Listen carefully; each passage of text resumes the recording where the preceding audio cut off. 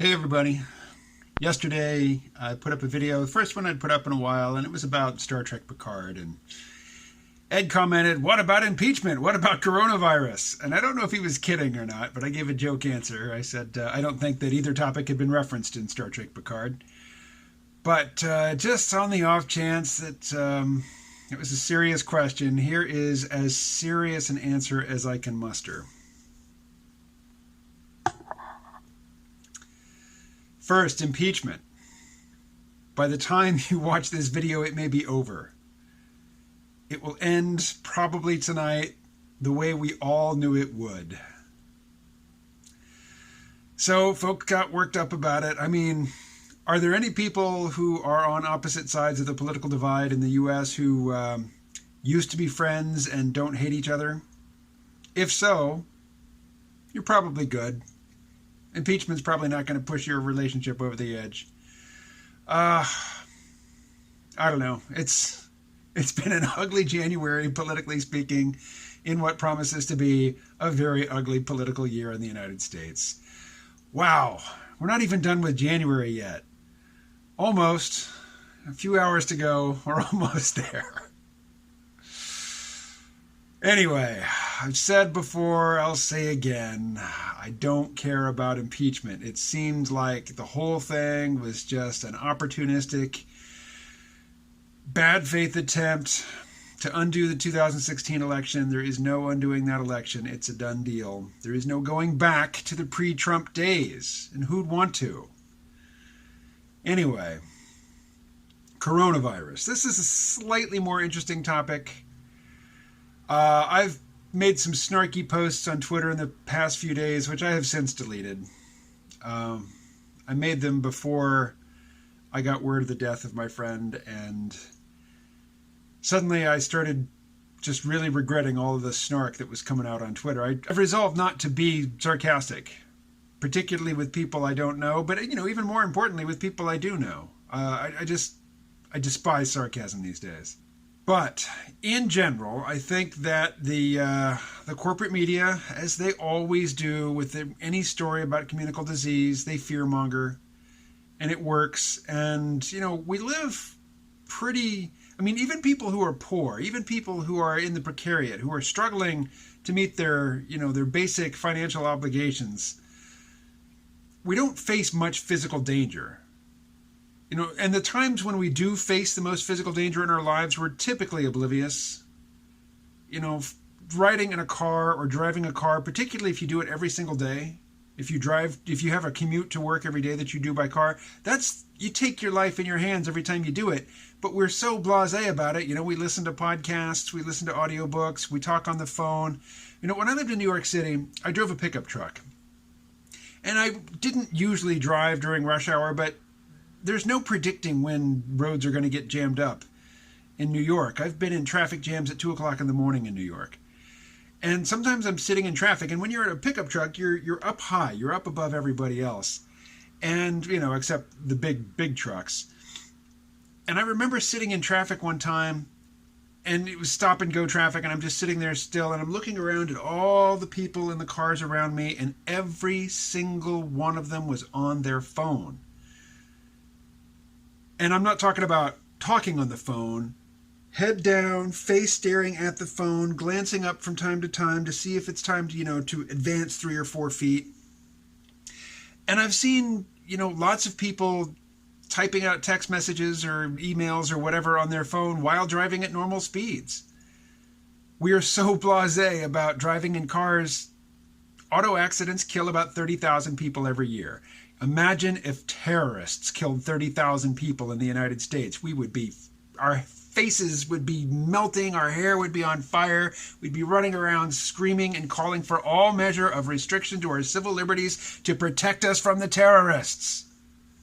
How many people have died from coronavirus, this 2019 novel strain? Less than 200. NPR, God bless them. God bless them. NPR, they did a story earlier this week. They had on somebody from the CDC to say 0 people have died of coronavirus in the United States so far. This flu season, 8,000 Americans have died of the flu. 8,000. Imagine if 8,000 people had died from coronavirus.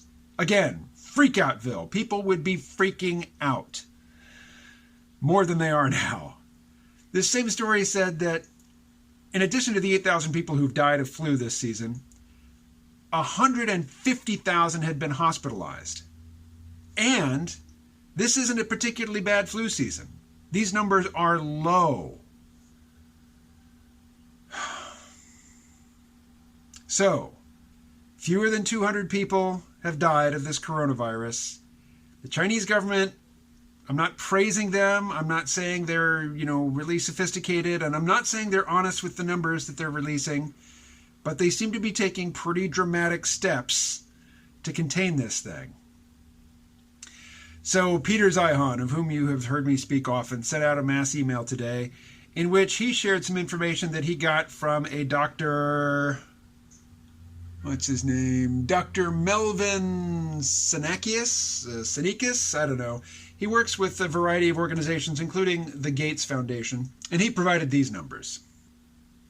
This is a ranking of diseases by infection rate, this R sub-zero or R naught, and also fatality rate. So this R sub-zero figure is how many people the average person suffering from this infection will infect. With SARS, remember SARS back in 2003? Brief aside, in 2003, at the start of 2003, I was living in Australia, West Australia. And SARS was in the news, and it was a big deal. And when I flew home to the United States in like May or June of 2003, I flew through Bangkok. Spent a couple days in Bangkok. When we got off the plane from Australia and were, disembarking into the Bangkok airport, there were, I don't know who employed them, but workers of some kind wearing masks, standing on either side of the disembarkation gangway with, I assume to be heat-sensing cameras pointed at all the people who were walking through, basically just looking for people with elevated temperatures. And in the brief time that I was there, I didn't see them pull anybody out of line or anything like that. That was the only visible evidence I saw of SARS as I moved through the part of the world where it was, supposedly wreaking chaos. Do you remember SARS? I mean, you probably recognize the name, but do you have any particular memories of the early part of 2003 when everybody was freaking out about SARS? So, back to this chart. According to this chart anyway, let's start with SARS, because I was just talking about it. On average, somebody who contracted SARS infected 3 people. The fatality rate per case was somewhere between 9 and 16%, which means at absolute worst, fewer than 1 in 5 people died from it. 1 in 5 people who were infected died. Okay, now let's look at some really scary diseases. What's the scariest one in recent memory? I mean, what really causes people to freak out? Ebola. Ebola has this R naught value of 1.5 to 2.5. But the fatality rate is really high. At the low end, it's 1 in 4, but it could be 9 out of 10 people who get it die. That's why it's scary. It's really, really deadly.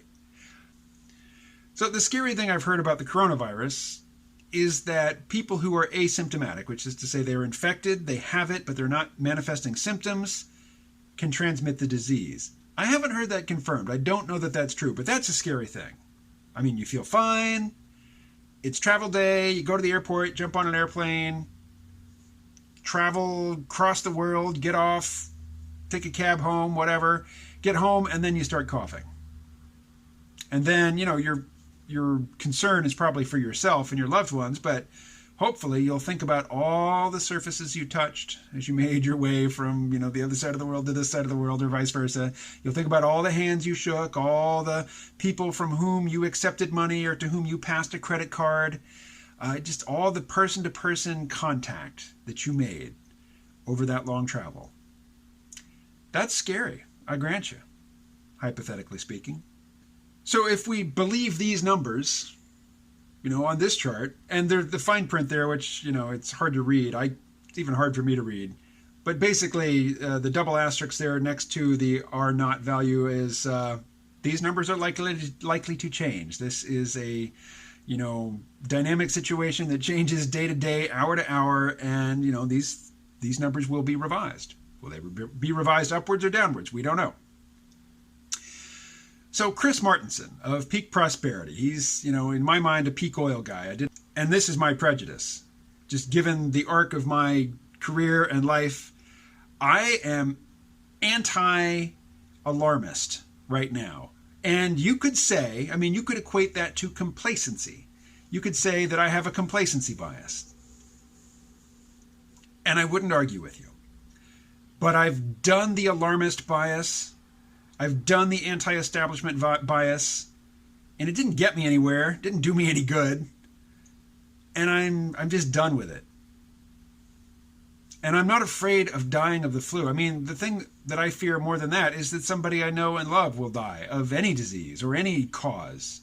Gunshot, car wreck, suicide.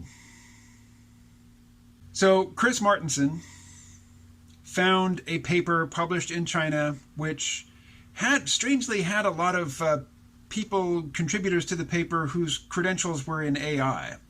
But there was, somebody listed in the authors who was attached to the Chinese version of the CDC, the Center for Disease Control.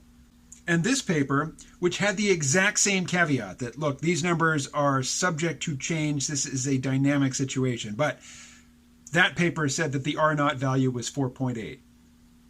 Let's look back at the chart. 4.8. That means that each person who gets infected is going to, likely infect around 5 people. So that means the disease will spread much faster. What's the fatality rate? Well, it varies. This chart says 4%. I've seen others that say 3%. Basically, the people who are going to die from this are the people whose immune systems are compromised for other reasons. Maybe they don't get enough to eat. Maybe they're already sick with something else.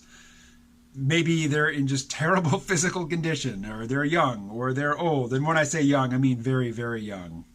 So the precautionary advice that Chris Martenson kept coming back around to was prepare to recover at home, have supplies on hand so that you don't have to go out and you can just ride it out in your home. Well, that's probably pretty good advice just for life in general. Have enough stuff in the place where you live, where if things are really getting weird for whatever reason out in the world, you don't have to go out for a while.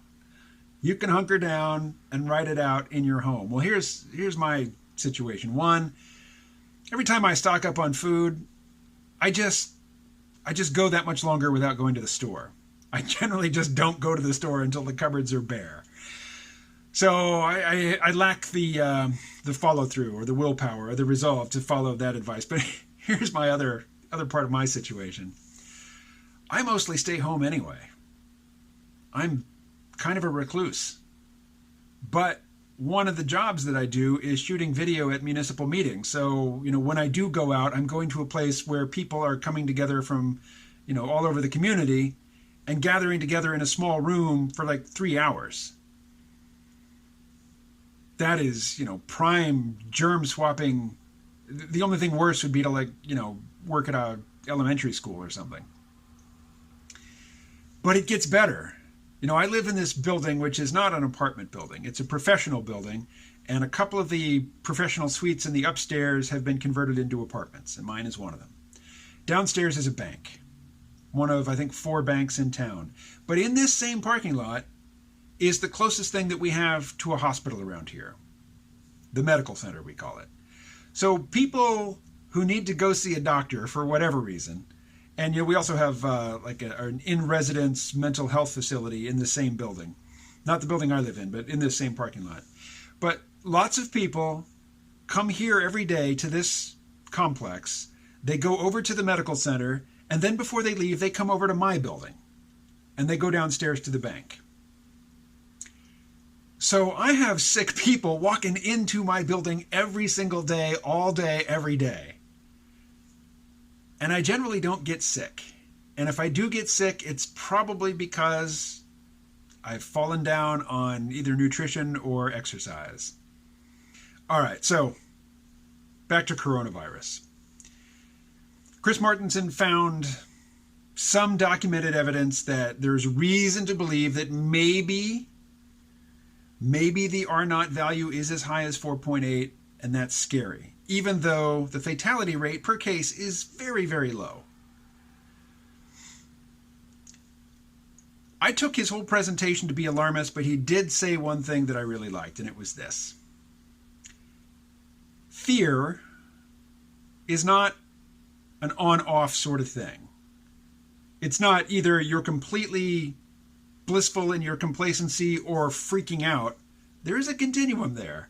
And, you don't have to be in mortal danger to move away from the completely blissfully ignorant, complacent, don't care, I feel fine setting. There is a rational level of concern that falls well short of the sort of panic that leads people to make bad decisions. And I agree. So, yeah, if you want to be concerned, do what you can to marshal the sort of ongoing concern that will prompt you to look after your health. Work out, eat right. I don't know if you're into vitamins. I take a few things. But take care of yourself all the time. Because you can't get healthy in response to a disease outbreak. It's a lifestyle thing. So, make those lifestyle alterations and get fit, get healthy, and enjoy life more. I mean, don't do it out of fear. If you were to get fit out of fear, you would deny yourself the pleasure of being fit. Because if the fear really motivated you to go to the gym every day and to make better choices when you're at the store or at restaurants and whatnot, that's some pretty powerful fear. I've never felt ongoing fear that motivated choices for me like that. It was always, an optimistic nature, striving, just a desire to enjoy the benefits of my bodily organism that drives me to make the right choices, to meditate, to get plenty of sleep. It's never fear. Fear never motivates me to do that sort of thing. If you can use fear for those sorts of purposes, well, I'm tempted to say good on you, but I'm also tempted to say fear is the mind killer. Yes, I know, 2 Dune references in 2 consecutive videos. I have not read Dune anytime recently, but I'm looking forward to the movie. All right, I'm going to leave it there. This is almost 20 minutes, and I don't really feel like doing a whole lot of editing, so stay well. Really.